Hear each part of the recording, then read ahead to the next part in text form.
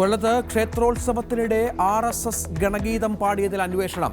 ഗാനമേളയ്ക്കിടെ ഗണഗീതം പാടിയത് മഞ്ഞിപ്പുഴ ശ്രീ ഭഗവതി ഭദ്രകാളി ക്ഷേത്ര ഉത്സവത്തിനിടെ. കടക്കൽ പോലീസും ദേവസ്വവും അന്വേഷിക്കുന്നു.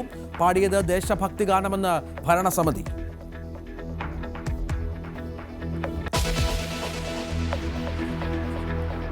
പ്രസവ ശുശ്രൂഷ ലഭിക്കാതെ മതപ്രഭാഷകന്റെ ഭാര്യ മരിച്ചതിൽ നടപടിയുണ്ടാകും.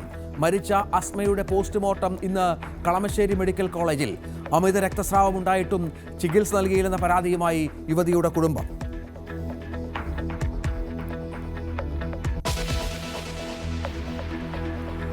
തൊടുപുഴ ബിജു ജോസഫ് കൊലപാതകത്തിൽ നിർണായക കോൾ റെക്കോർഡ് പുറത്ത്. ദൃശ്യം 4 നടത്തിയെന്ന് ഒന്നാം പ്രതി ജോമോൻ. കൊലപാതക വിവരം സുഹൃത്തുക്കളെ വിളിച്ചു പറഞ്ഞു. ആധികാരികത ഉറപ്പിക്കാൻ വോയിസ് ടെസ്റ്റിന് പോലീസ്. ജോമോന്റെ ഭാര്യയുടെ അറസ്റ്റുമുണ്ടാകുമെന്ന് സൂചന.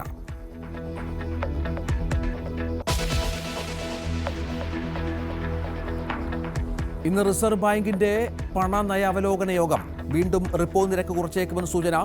പ്രതീക്ഷയ്ക്ക് വക നൽകി പണപ്പെരുപ്പ നിരക്കിൽ കുറവ്.